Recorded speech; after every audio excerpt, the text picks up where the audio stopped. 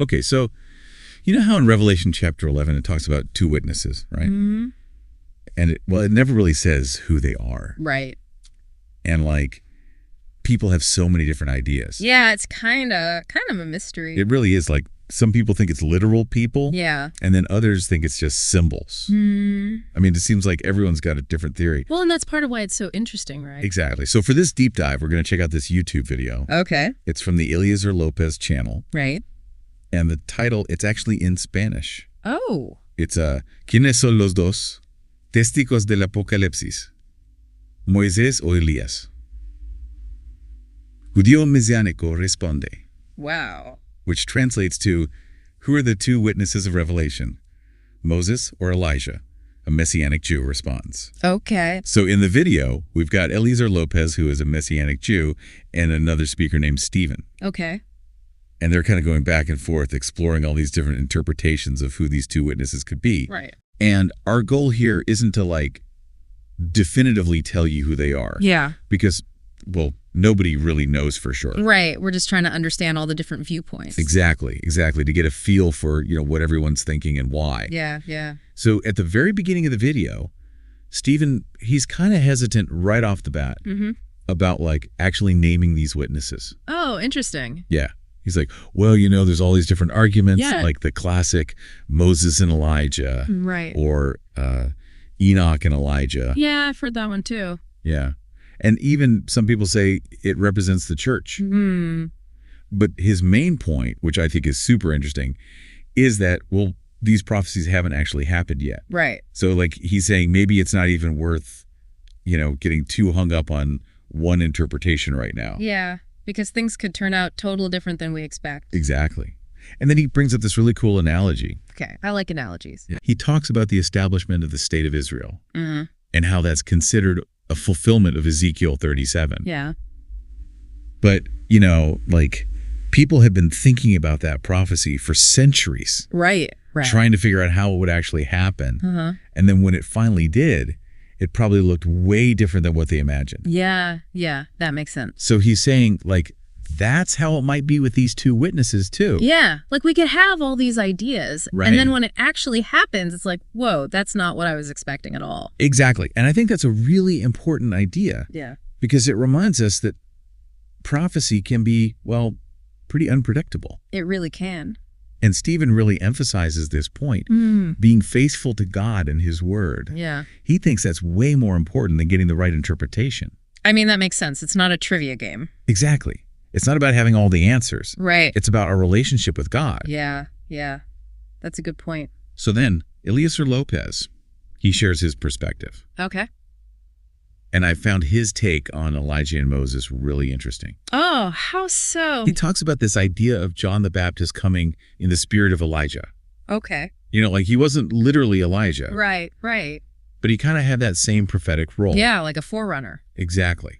And Eliezer, he actually references Jesus' words on this. Oh, okay. And the fact that John himself, when people asked him if he was Elijah, he said no. Yeah, yeah. So Eliezer connects this to the prophecy in Malachi chapter 3 about Elijah coming. Okay. And he points out how Jesus said that John the Baptist fulfilled part of that prophecy. Right. But he also kind of hinted that there was going to be a future fulfillment too. Oh, interesting. Yeah, so Eliezer's thinking is that maybe the two witnesses are kind of like that. Like they're not literally Moses and Elijah. Right. But they have that same spirit. Okay. Like they're operating with the spirit of Elijah and the spirit of Moses. Yeah, and they're doing similar miracles. Exactly. That's a really interesting take. Yeah. And then he also mentions another interpretation, just briefly. Okay. Which is, well, the Enoch and Elijah one. Right, right. And the reasoning there is that both of them were, like, taken by God. Yeah. They didn't die in the normal way. Right. But even Stephen seemed a little unsure about that possibility. Yeah, I mean, it's definitely one of the less popular interpretations. Yeah, yeah. So then they get into this other idea. Okay. Which is, could the two witnesses be like a representation of the church? Like both the Jewish and Gentile believers. Oh, okay. And they connect this to the two olive trees in Zechariah. Yeah. They think it's chapter 4, but they're not totally sure. Okay. And these two olive trees, they're described as witnesses. Right. So they're saying, like, maybe there's a connection there. Yeah, that the two olive trees are symbolic of the two witnesses. Exactly.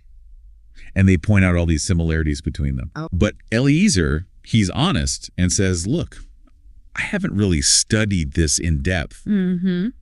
And he hasn't felt like God's specifically revealed anything to him about it. So he's keeping an open mind, but not fully convinced. Exactly. That makes sense. And what's interesting is, like, throughout the whole video, Eliezer keeps coming back to this idea that no matter what interpretation we have, the actual fulfillment is probably going to surprise us. Oh, yeah, that goes back to the Israel example. Right, exactly. He's like, we can speculate all we want, but God's going to do his thing. Yeah. He works in mysterious ways. He really does. And then at one point, Stephen brings up this question about Enoch. Okay. He's like, well, is Enoch really that important in Judaism? Right. Like, to be one of these two key figures? Compared to, like, Moses and Elijah. Exactly. Because Moses and Elijah, they're, like, huge in the Jewish story. Oh, yeah, for sure. So Eliezer, he kind of explains that Enoch's importance, it kind of developed later. Like, he admits Enoch's not that prominent in the Hebrew Bible. Right. But then he gets into these apocryphal books. Okay. Specifically the Book of Enoch. Right.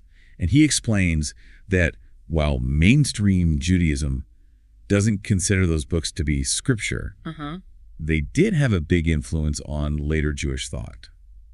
Oh, interesting. Like how? Like in the Midrash and the Talmud. Oh, wow. And he describes how in these later traditions, Enoch's status got elevated. Okay. Like there's this idea that he transformed into this angel called Metatron. The Metatron? Yeah. And in some circles, Metatron is seen as this super high-ranking angel. Oh. Almost like, some people see him as a competitor to Jesus. Oh, wow. That's interesting. Yeah, it's a whole different theological direction. Yeah. And he even mentions the angel of the Lord in the desert. Right. How some Jewish interpretations say that's actually the transformed Enoch. Instead of like a pre-incarnate Jesus. Exactly. Yeah. So it's like a whole different way of understanding those divine encounters. Yeah. And then they kind of go on this little tangent about Kabbalah. Okay. Which is, well, relevant. Yeah. Because it's another way of interpreting the Bible. Right. And they mention hearing about Kabbalistic interpretations of these topics. And they even bring up this Rabbi Chapman who's into Kabbalah. Okay. So Eliezer, he explains that Kabbalah is this really spiritualized way of reading the Bible. Like looking for deeper meaning. Exactly. And he gives some examples. Okay. Like the law against cooking a young goat in its mother's milk. Yeah. In Kabbalah, that's about separating the energy of life and the energy of death. Oh, wow. And keeping a long beard is sometimes seen as like channeling masculine spiritual energy. Huh. Interesting. And then he mentions how Kabbalah developed this idea of reincarnation. Right. Which he points out isn't actually in the Bible. Yeah. So then the question comes up, should Christians be studying Kabbalah? Yeah, good question. And Eliezer basically says, be careful. Because he thinks a lot of Kabbalistic ideas come from outside the Bible. Yeah, that makes sense. But he does say that maybe in the future, he might share some insights from his own study of it. Okay. If it helps to explain certain things. So like use it with discernment. Exactly. Yes, exactly. So to wrap up, let's just quickly recap the main interpretations they talked about. Okay. So we have the idea of individuals with the spirit of Elijah and the spirit of Moses. Right. Then the Enoch and Elijah possibility, which they weren't so sure about. Yeah. And then the symbolic interpretation of the two witnesses representing the Jewish and Gentile church. But what I think is so cool about all of this is that they keep emphasizing how we'll probably be surprised. When it actually happens. Yeah. Like no matter how much we try to figure it out now. God's going to do his own thing. Exactly. And I think that's a good reminder for us. Yeah, to be humble. Right. And it makes me think, with all these different interpretations, what does that tell us about how we should approach these kinds of passages? Yeah, like these symbolic texts. Right. And like, how should that affect our beliefs and actions right now? Like while we're waiting for these things to happen. Exactly. It makes you think about where our focus should be. It really does. It's not just about figuring out all the details. It's about trusting God and being faithful.